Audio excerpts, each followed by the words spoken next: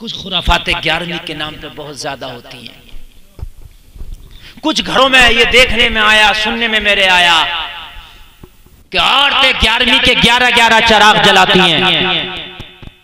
11ویں والوں کے نام کے 11 چراغ. او میرے بھائیوں، نہ 11 چراغ جلانے سے غوث اعظم کا کوئی فائدہ ہے، نہ ایک چراغ جلانے سے غوث اعظم کا کوئی فائدہ ہے. وہ تیل خراب کرنا فضول خرچی ہے. غوث اعظم چراغ جلانے سے خوش نہیں ہوتے، غوث اعظم زکوٰۃ دینے سے خوش ہوتے ہیں.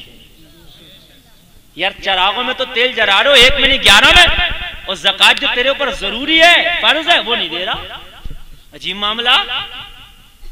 او بھائیو، یہ جو خرافات ہے خالی کے 11 چراغ جلیں گے، 12 چراغ جلیں گے، یہ کوئی کہیں سے ثبوت نہیں ہے، یہ جائز نہیں، فضول خرچی ہے. نہ ان چراغوں کا غوث اعظم کو کوئی فائدہ ہے، نہ ان چراغوں کا جلانے والوں کو کوئی فائدہ ہے. ہاں، اگر غوث اعظم کے نام پہ کرنا چاہتے ہو تو 11ویں کے نام پہ کھانا بنا کے غریبوں کو کھلا تو یہ تو سمجھ میں آتا کہ غریبوں کا فائدہ ہے.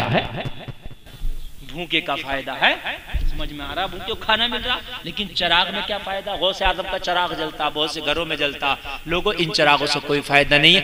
درود غوثیہ پڑھا کرو. اگر غوث اعظم سے لگاؤ ہے نا، غوث اعظم، سارے لوگ سننے کان کھول کے، اگر غوث اعظم سے لگاؤ ہے، چاہتے ہو کہ غوث اعظم کا سایہ بنا رہے، روحانی سایہ غوث اعظم کا ہمارے گھر پہ رہے، روحانی نگاہ کرم غوث اعظم کی میرے گھر پہ، میرے گھر والوں پہ رہے، تو درود غوثیہ پڑھا کرو. اللہم صلی علی سیدنا و مولانا محمد معدن الجود والکرم و آلہ و بارک و صلی.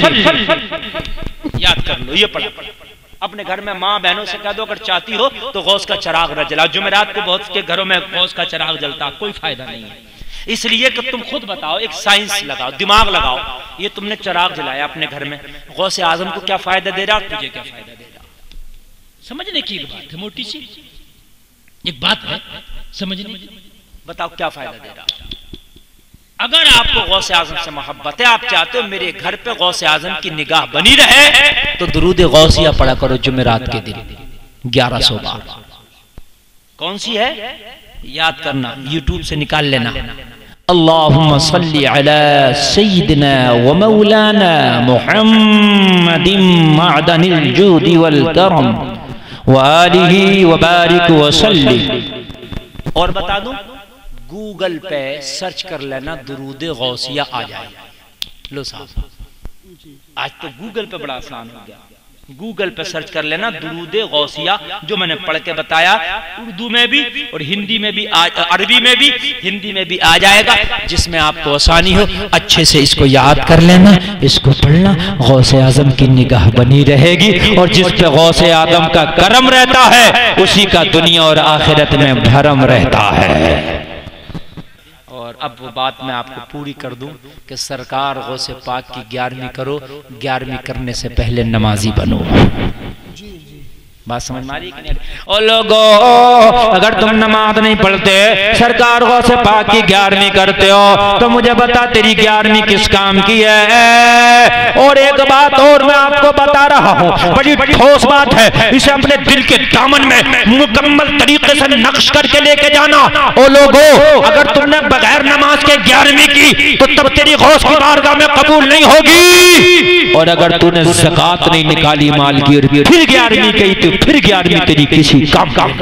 جی جی جی بالکل حق بات. لوگ زکوٰۃ نکال نہیں رہے، 11ویں بن رہی ہے، ہر سال 11ویں ہو رہی ہے. او بھائی، تیری 11ویں کیسے قبول ہو جائے گی کہ غوث اعظم حرام مال کو تیرے قبول فرما لیں گے؟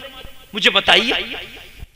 تیرا غوث تیرے حرام مال کو قبول نہیں کر سکتا، تیرا مولا تیرے حرام مال کو قبول نہیں کر سکتا.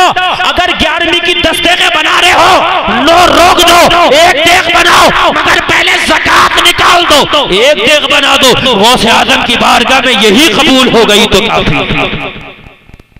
یہ نظام ضرور بنا. صحیح بات تو یہ ہے، صحیح مسئلہ میں آپ کو بتا دوں، اس کے گھر کا کھانا تک جائز نہیں ہے جو زکوٰۃ نہیں نکالتا. صحیح مسئلہ تو یہ ہے، اگر صحیح مسئلہ بیان کر دوں تو صحیح تو یہ ہے اس کے گھر کا کھانا تک جائز نہیں جو زکوٰۃ نہیں نکالتا، اس لیے کہ جو زکوٰۃ نہیں نکال رہا ہے وہ دوسروں کا حق کھا رہا ہے، اور جو دوسروں کا حق کھاتا ہے اس کی روزی حرام کی ہے۔ زکوٰۃ نکالو، یہ بچے تھوڑی دیر بیٹے خاموش ہو جاؤ، زکوٰۃ نکالو، ہر حال میں نکالو۔ لوگو میری بات ذرا غور سے سن لینا، ذرا غور سے سن لینا، ذرا پیار سے سن لینا۔ زکوٰۃ نکالنے کے بعد یہ گلفام کا دعویٰ ہے، لکھ کے جاتا ہوں، چاہے 1 لاکھ کے اسٹامپ پیپر پہ مجھ سے لکھوا لو، خدا کی قسم میدان محشر میں میرا دامن پکڑ لینا اگر بات غلط ثابت ہو۔ زکوٰۃ نکالو، یہ گلفام کا دعویٰ ہے، زکوٰۃ نکلتی جائے گی، مال بڑھتا جائے گا۔ میرا خود کا تجربہ ہے، او میرے بھائی، قرآن جھوٹا نہیں ہو سکتا ہے، قول محمد قول خدا، فرمان نہ بدلا جائے گا، بدلے گا زمانہ لاکھ مگر قرآن نہ بدلا جائے گا۔ اللہ نے 3 پارہ ہے، قرآن میں ارشاد فرماتا ہے، سورہ بقر ہے، مثل الذین ينفقون اموالهم فی سبیل اللہ کمثل حبۃ انبتت 7 سنابل فی کل سنبلۃ 100 حبۃ واللہ یضاعف لمن یشاء واللہ واسع علیم۔ اللہ قرآن میں فرماتا ہے جو پیسہ اللہ کی بارگاہ میں خرچ کیا جائے، اللہ کے راستے میں خرچ کیا جائے، اس پیسے کی مثال اس دانے کی طرح ہے جو دانہ تم زمین میں بوتے ہو، زمین میں ڈالتے ہو، اور ایک دانے سے 7 بالیاں نکلتی ہیں، 7 بالیاں، اور ہر بالی میں 100 دانے ہوتے ہوئے، یعنی ایک دانہ جو زمین میں ڈالا تھا اس سے 700 دانے اللہ نے بنا دیے، اور اللہ فرماتا ہے واللہ یضاعف لمن یشاء، اللہ چاہے گا تو اس سے بھی زیادہ بتا دے گا۔ زندہ باد زندہ باد، سبحان اللہ سبحان اللہ، بہت خوب، کیا بات ہے۔ میں نہیں کہہ رہا، میں کہوں تو میری بات میں نہیں کہتا کہ تم سچ مانو، قرآن کا اعلان ہے، کہاں ڈالو گے اسے؟ لوگ سوچتے ہیں کہ زکوٰۃ نکالوں گا مال کم ہوگا، اللہ کا قرآن جو کہہ رہا ہے کہ اس دانے کی مثال ہے جو ایک کا 700 بناتا ہوں میں، اور 700 پہ نہیں رکتا، میری رحمت جب جوش میں آتی ہے تو پھر اس سے بھی زیادہ بڑھا دیتا ہوں۔ لوگوں یقین کرو، زکوٰۃ نکلے گی گھر سے بیماریاں نکلیں گی، زکوٰۃ نکلے گی مال میں برکت آئے گی، زکوٰۃ نکلے گی تیرا جو لقمے کھائے گا نا وہ خون حلال کا پیدا ہوگا، جو زکوٰۃ نکلے گی نا تیرے مال کو چور نہیں لے کے جائے گا، زکوٰۃ نکلے گی نا تیرا مال ناجائز جگہ نہیں جائے گا، زکوٰۃ نکال دے، خدا کی قسم کتنی بلاؤں سے بچ جائے گا۔ اور اللہ فرماتا ہے جنہوں نے زکوٰۃ نہیں نکالی، غریبوں کا، یتیموں کا، مسکینوں کا مال کھایا، یأکلون فی بطونہم الا النار، یہ قرآن کا حکم ہے۔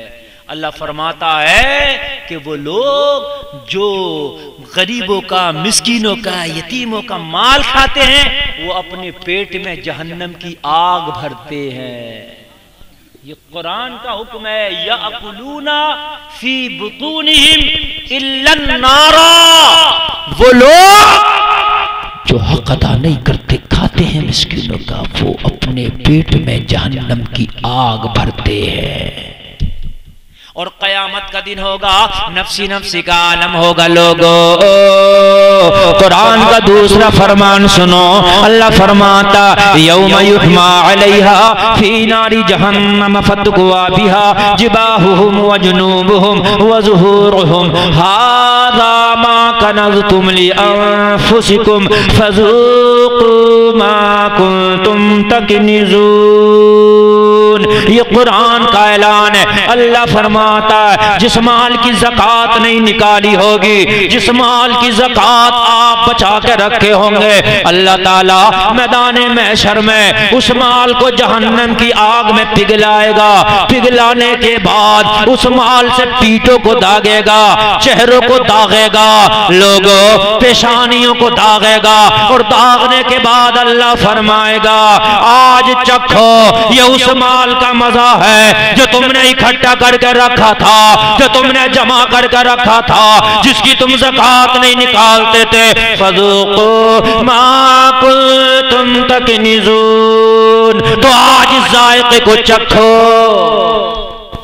بڑا خطرناک معاملہ ہے لوگوں، تمہارے مال کو تمہارے بیٹے تمہاری بیٹیاں سب بانٹ لیں گی، تمہارے وارثین میں بٹ جائے گا، تمہارے ساتھ تو وہی جائے گا جو تم نے زکوٰۃ کی شکل میں نکال دیا ہوگا۔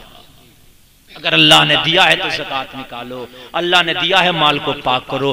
زکوٰۃ نکال کے 11ویں کرو گے غوث پاک قبول کریں گے، زکوٰۃ نکال کے 12ویں کرو گے خدا کی قسم تیرا نبی قبول کرے گا۔ زکوٰۃ نکالنے کے بعد میں نمازیں پڑھنے کے بعد میں 11ویں کرو گے، اگر بڑے پیمانے پہ نہیں اگر چھوٹے پیمانے پہ بھی کر لیا تو تیرا رب قبول کر لے گا، تیرا رب قبول کر لے گا۔ او لوگو اس کو خاص دھیان میں رکھو۔ اور ایک بات مسئلہ اور بتا کے بات ختم کرتا ہوں۔